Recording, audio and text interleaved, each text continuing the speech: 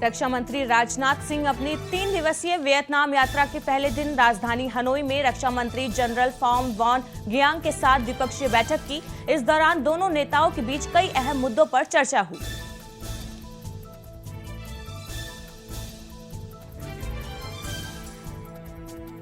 इस समय उत्तराखंड भीषण गर्मी से झुलस रहा है। उत्तराखंड के कई जिलों में भीषण गर्मी का कहर जारी है। हरिद्वार में 3 साल का रिकॉर्ड टूट गया है। हरिद्वार में 42.5 डिग्री तापमान रिकॉर्ड दर्ज किया गया, तो वहीं देहरादून का तापमान 40 डिग्री 2 दशमलव रिकॉर्ड किया गया।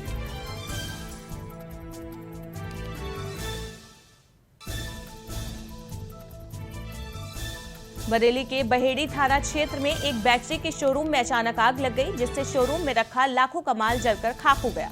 मौके पर पहुंची फायर ब्रिगेड की टीम और पुलिस ने स्थानीय लोगों के साथ मिलकर कड़ी मशक्कत के बाद आग पर काबू पाया। शोरूम मालिक ने बताया कि इस भयंकर अग्निकांड में उनका लगभग 20 से 25 लाख रुपए का माल जलकर खाक हो गया।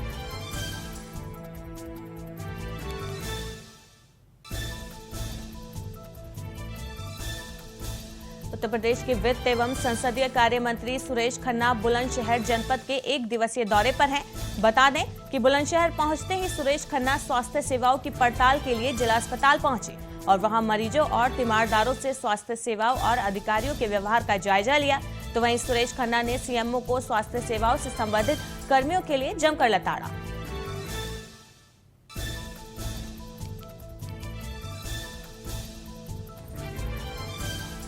उन्नाव के बांगरमऊ में बच्ची को अगवा कर दुष्कर्म और हत्या करने के मामले में सनसनीखेज खुलासा हुआ है, जहां रिश्तों को कलंकित करते हुए एक पिता ने ही अपनी बेटी की हत्या कर दी।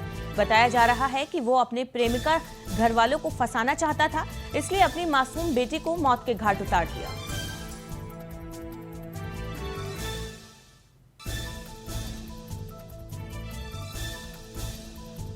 कानपुर में हुई हिंसा के बाद से उत्तर प्रदेश की कानून व्यवस्था पर लगातार सवाल खड़े हो रहे थे।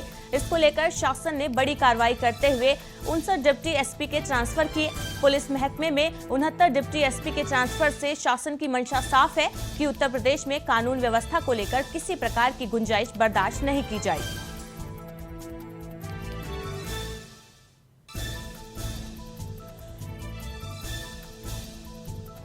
माफिया मुख्तार अंसारी की खातिरदारी करने वाले डिप्टी जेलर सहित 4 पुलिस अधिकारियों को उत्तर प्रदेश की योगी सरकार ने सस्पेंड कर दिया है। बता दें कि मंडल कारागार में कल डीएम और एसपी भारी पुलिस बल के साथ औचक निरीक्षण करने पहुंचे थे, जहां उन्हें मुख्तार की बैरक में बड़ी संख्या में खाद्य सामग्री पाए जाने पर निरीक्षण के दौरान 4 बंदी रक्षकों और डिप्टी जेलर को सस्पेंड कर दिया।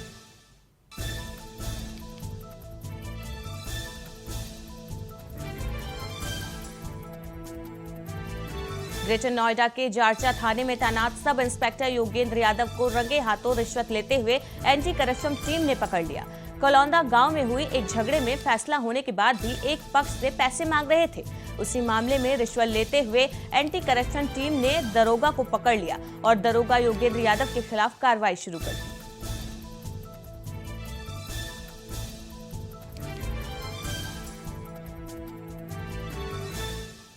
मैनपुरी के औछा थाना इलाके में मायके आई विवाहिता के साथ दुष्कर्म किया गया। महिला के शोर मचाने पर स्थानीय लोगों ने आरोपी युवक को पकड़ लिया और उसे पुलिस को सौंप दिया। घर आने पर पीड़िता ने फांसी लगाकर खुदकुशी करने की कोशिश की। आनंद फानन में परिजन महिला को अस्पताल ले गए। महिला की गंभीर हालत को देखते हुए प्राथमिक उपचार के बाद सैफर पीजीआई रेफर कर दिया गया।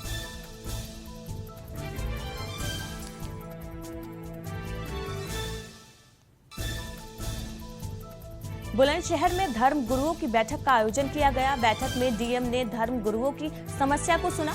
इस मौके पर एडीएम, एसएसपी, एसपी सिटी समेत जनपद के तमाम पुलिस और प्रशासनिक अधिकारी मौजूद रहे। बैठक में प्रशासन ने धर्म गुरुओं से सांप्रदायिक सौहार्द बनाए रखने की अपील की।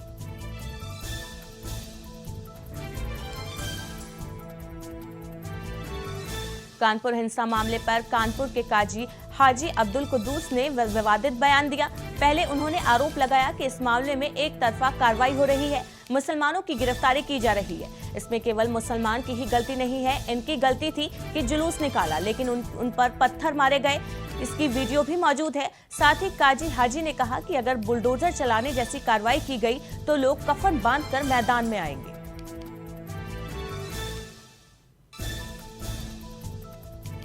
हजारीबाग के पुलिस अधीक्षक मनोज रतन ने महिलाओं की समस्याओं के समाधान के लिए जिले के 17 थानों में महिला हेल्प डेस्क का गठन किया। इस मौके पर पुलिस अधीक्षक ने संबंधित पदाधिकारियों को स्कूटी और टैब बांटे। पुलिस अधीक्षक ने कहा कि इन संसाधनों से महिलाओं से संबंधित शिकायतों को तेजी से निपटाने में मदद मिलेगी।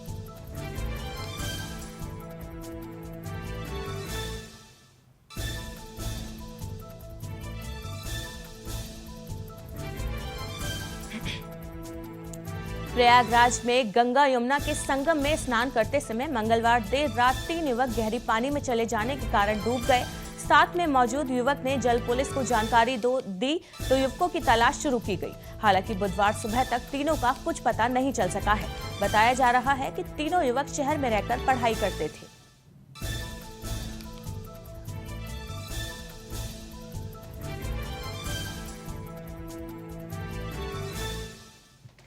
उत्तराखंड ITDA विभाग के तहत देश की सेना को ड्रोन तकनीक में निपुण बनाने के लिए विशेष ट्रेनिंग का अभियान चलाया जा रहा है। ये ट्रेनिंग अभियान बेहद गोपनीय और खास तरह का ट्रेनिंग अभियान है।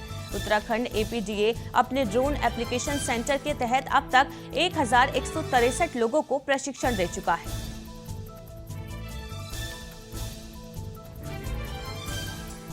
बीजेपी प्रदेश कार्य समिति में शामिल होने हल्द्वानी पहुंचे सीएम धामी ने मीडिया से बातचीत में कहा कि केंद्र सरकार के कामों को जन जन तक पहुंचाने के लिए कार्य समिति की बैठक रखी गई है।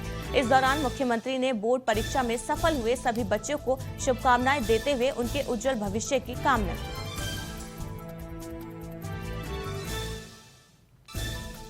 जनता की समस्या को सुनने और उनका निस्तारण करने के लिए तहसील दिवस लगाया जाता है ताकि लोगों की समस्या का तत्काल निपटाया जाए।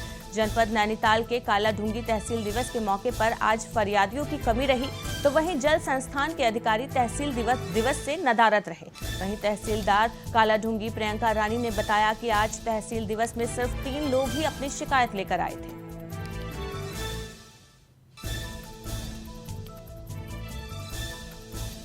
हरिद्वार में विश्व हिंदू परिषद के मार्गदर्शक मंडल की बैठक 11 और 12 जून को होगी। विश्व हिंदू परिषद के मार्गदर्शक मंडल की एक बैठक हरिद्वार के निष्काम सेवा ट्रस्ट आश्रम में होने जा रही है। इसको लेकर विश्व हिंदू परिषद ने सभी तैयारियां पूरी कर ली हैं। माना जा रहा है कि इस बैठक में 300 से अधिक साधु संत हिस्सा लेंगे। इस बैठक में ज्ञानवापी, कानपुर, कश्मीर सहित बंगाल की स्थिति पर चर्चा की जाएगी।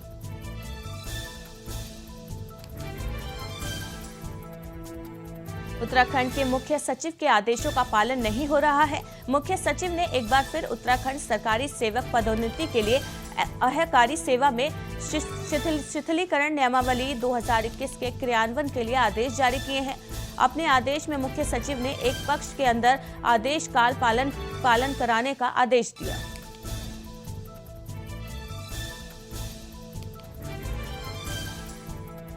रुड़की दिल्ली राष्ट्रीय राजमार्ग पर तेज रफ्तार कार डिवाइडर से टकराने से एक ही परिवार के 3 लोगों की मौके पर मौत हो गई, जबकि 4 अन्य गंभीर रूप से घायल हो गए।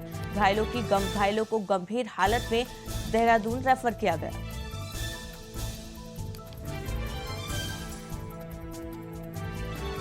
हल्द्वानी में प्रदेश पदाधिकारियों की बैठक हुई। बैठक में मुख्यमंत्री पुष्कर सिंह धामी, प्रदेश अध्यक्ष मदन कौशिक, प्रदेश सह प्रभारी रेखा वर्मा मौजूद रही।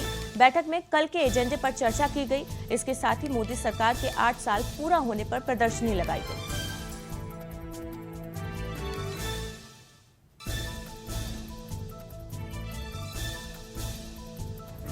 College of engineering Roorkee IIT के बीच MOU पर दस्तखत करते हुए, जिसके चलते कोर कॉलेज के छात्र छात्राओं को बड़ा लाभ मिलेगा।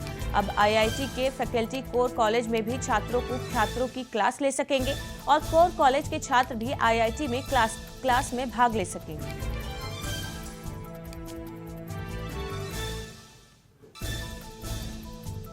बेतिया के बघईपुरना पंचायत के राजकीय प्राथमिक विद्यालय का एक वीडियो सामने आया है।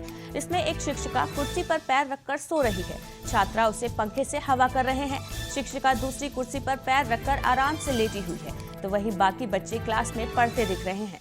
शिक्षिका से जब इस बारे में पूछा गया तो उसने कहा कि उसकी तबीयत ठीक नहीं थी, इसलिए वो कुर्सी पर लेटी हुई थी।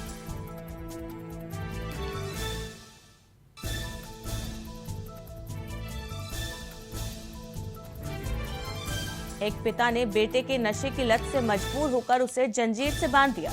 हैरान कर देने वाली ये तस्वीर बिहार के किशनगंज जिले की है, जहां सदर थाना क्षेत्र के हालामाला पंचायत के निवासी किशोर का नशे के अत्यधिक सेवन के कारण मानसिक संतुलन बिगड़ गया है। उसकी आदतों से परेशान होकर परिजन ने अपने कलेजे पर पत्थर रखकर उसे लोहे की मोटी जंजीर से बांध दिया।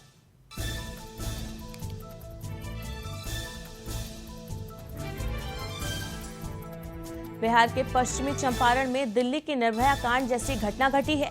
बेतिया बस स्टैंड में पटना जाने वाली बस में नाबालिग लड़की के साथ ड्राइवर, खलासी और कंडक्टर ने सामूहिक दुष्कर्म को अंजाम दिया। नाबालिग लड़की आरोप लगा रही है कि उसे पटना ले जाने की बात कहकर खलासी ने बस में बिठाया था।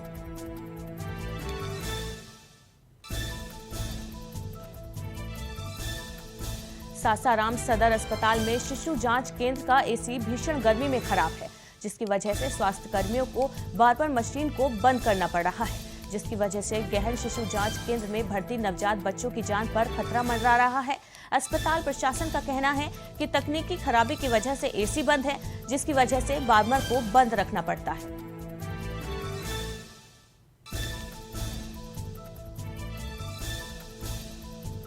बेतिया के बघईपुरना पंचायत के राजकीय प्राथमिक विद्यालय का एक वीडियो सामने आया है। इसमें एक शिक्षिका कुर्सी पर पैर रखकर सो रही है और बच्चे उसे हवा कर रहे हैं।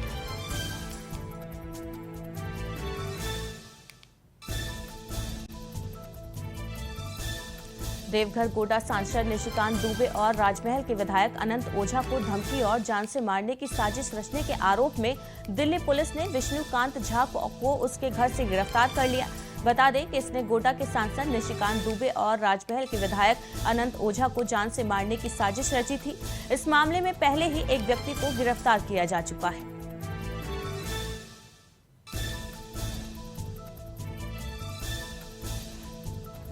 पूर्व क्रिकेटर कप्तान कपिल देव दिल्ली के इंडिया इस्लामिक सेंटर में स्पोर्ट एसोसिएशन द्वारा आयोजित सम्मान समारोह में शिरकत करने पहुंचे। इस मौके पर कपिल देव ने देश में किसी भी तरह के सांप्रदायिक तनाव से इंकार करते हुए कहा कि कुछ चुनिंदा लोगों की सोच और मानसिकता पूरे समाज की मानसिकता नहीं मानी जा सकती।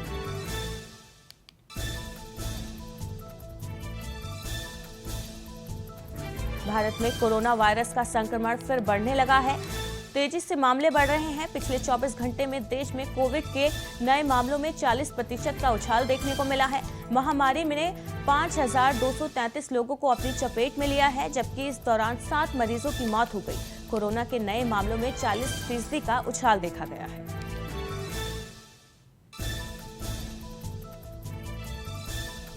नागरिक उड्डयन मंत्री ज्योतिरादित्य सिंधिया ने आज देश की पहली national air sport policy launch की। इस मौके पर ज्योतिरादित्य सिंधिया ने कहा कि आज इस बात की जरूरत है कि देश में एयर स्पोर्ट कल्चर को उचित समर्थन मिले। हवा के माध्यम से होने वाले खेलों यानी एयर स्पोर्ट्स के क्षेत्र में विश्व के टॉप देशों में आने की क्षमता भारत में मौजूद है। इससे देश में स्पोर्ट्स टूरिज्म का विकास होगा।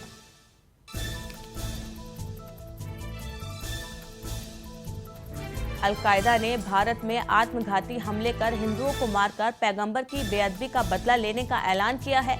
अल-कायदा ने मीडिया को एक चिट्ठी जारी कर हिंदुओं की हत्या करने की चेतावनी दी है। चिट्ठी में लिखा गया है कि हम दुनिया के हर उस दुस्साहसी शख्स को जो पैगंबर की गरिमा के खिलाफ बोलता है, उसको आत्मघाती हमलों में मार गिराएंगे। अल-कायदा ने हिंदुओं को आतंकवादी बताते हुए उन्हें भारत पर कब्जा करने वाला कहा और खुद को पैगंबर की गरिमा के लिए लड़ने वाला बताया।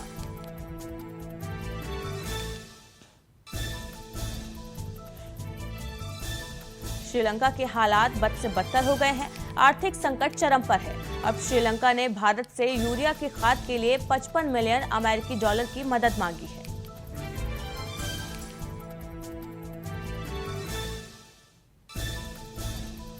मेडिकल साइंस हर दिन नए चमत्कार कर रहा है। इस बीच एक न्यूयॉर्क में ऐसी दवा का ट्रायल किया गया जिससे हर मरीज को कैंसर से छुटकारा मिला है। मलाशय के कैंसर यानी रेक्टल कैंसर के इलाज के लिए एक दवा की शुरुआती ट्रायल में शामिल किए गए 18 मरीजों को बीमारी से छुटकारा मिला है।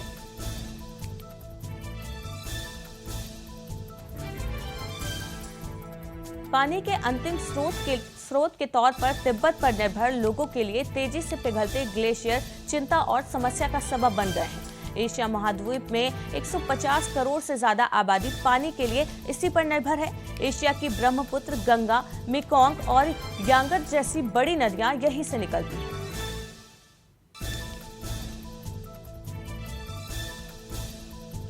रूस पर यूरोपीय देशों के बंदिशों के बाद भारत रूस से कच्चा तेल आयात को दुगना करने जा रहा है। दरअसल दूसरे देशों की बड़ी कंपनियां रूस से तेल कंपनियों के साथ कोई डील करने से परहेज कर रही हैं, तो ऐसे में भारत मौके का फायदा उठाना चाहता है। भारत रूस की सबसे बड़ी तेल कंपनी रोसनेफ्ट से सस्ते और भारी भरकम डिस्काउंट वाले कच्चे तेल के आयात करने पर विचार कर रहा है।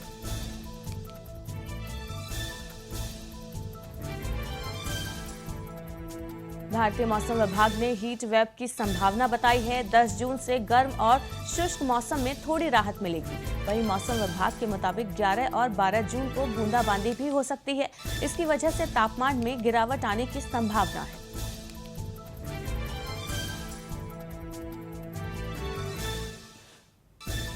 खेलो इंडिया यूथ गेम्स में कुश्ती के 6 इवेंट में राज्य के खिलाड़ियों ने 9 पदक झटके।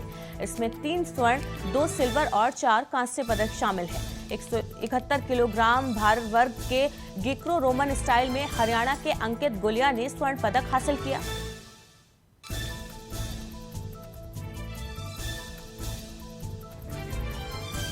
Tokyo para Olympic champion Avani Lekhara ने मंगलवार को फ्रांस के चेटोरॉक्सिक में महिला की 10 metre air rifle standing SH1 में स्वर्ण पदक जीता। अवनी ने 250.6 के विश्व रिकॉर्ड स्कोर अपने नाम किया।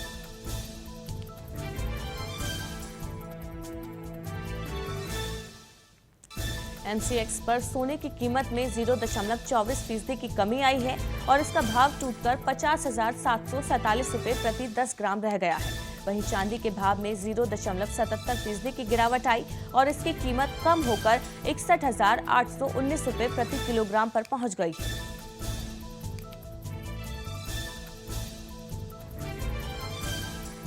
आज BSE का सेंसेक्स जहां मामूली 88 अंक की गिरावट के साथ 55,019 के स्तर पर कारोबार कर रहा है, तो वहीं NSE का निफ्टी 27 अंक टूटकर 16,389 के स्तर पर कारोबार कर रहा है। इससे पहले सेंसेक्स 200 अंक से ज्यादा की उछाल के साथ खुला था।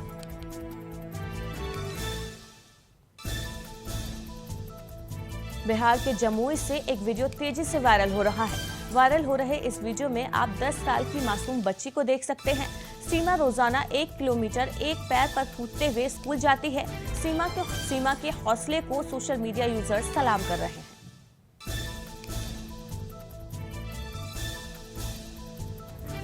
ब्रिटेन के प्रधानमंत्री बोरिस जॉनसन ने अविश्वास प्रस्ताव पर हुई वोटिंग में जीत हासिल की। अविश्वास प्रस्ताव जीतने के बाद बोरिस जॉनसन पीएम पद पर बने रहेंगे। बोरिस जॉनसन को 148 वोटों के मुकाबले 211 वोट मिले। उन्होंने कहा कि हम उन मसलों पर ध्यान केंद्रित कर सकते हैं जो वास्तव में लोगों के लिए मायने रखते हैं।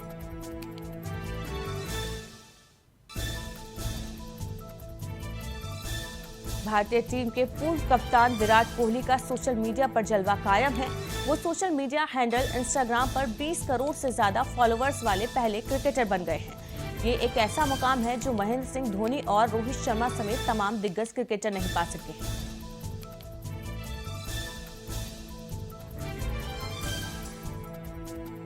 बॉलीवुड सिंगर केके का 31 मई को कोलकाता में निधन हुआ।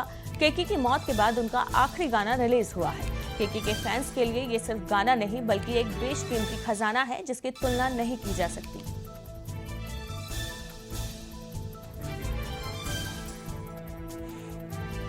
अपकमिंग फिल्म खुदा हाफिज 2 का फैंस को काफी दिनों से इंतजार है। वहीं अब मेकर्स ने फिल्म का टीजर जारी कर रिलीज डेट का ऐलान किया है। इस एक्शन ड्रामा फिल्म को प्रोड्यूसर पहले 17 जून को सिनेमाघरों में रिलीज करने वाले थे, लेकिन अब फिल्म की रिलीज डेट आगे बढ़ा दी गई है। अब फिल्म 8 जुलाई को सिनेमाघरों में रिलीज होगी।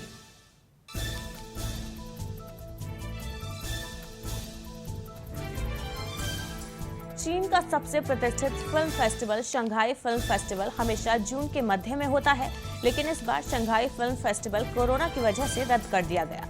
अब ये महोत्सव अगले साल 2023 में आयोजित किया जाएगा।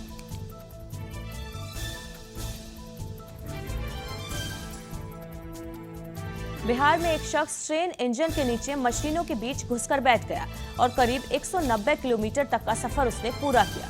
दरअसल पूरा मामला ये है कि वाराणसी सारनाथ बुद्ध पूर्णिमा एक्सप्रेसवे राजगीर स्टेशन से चलकर गया। स्टेशन पर जब पहुंची तो इंजन ड्राइवर प्लेटफॉर्म पर उतरा तो उसने किसी से पानी मांगने की आवाज सुनी। उसने टॉर्च जलाकर देखा तो इंजन से एक शख्स की आवाज आ रही थी। वो इंजन के जंक्शन मोटर के पास बैठा हुआ था। इसके बाद ड्राइवर ने तुरंत इसकी सूचना स्टेशन के अधिकारियों को दी।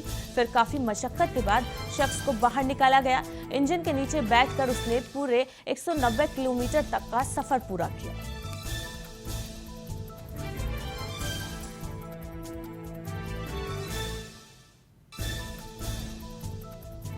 सोशल मीडिया पर एक वीडियो तेजी से वायरल हुआ है, जिसमें देखा जा सकता है कि गिरगिट पुशअप्स कर रहा है। गिरगिट को इस तरह से पुशअप्स करते देखना अपने आप में काफी अनोखा है।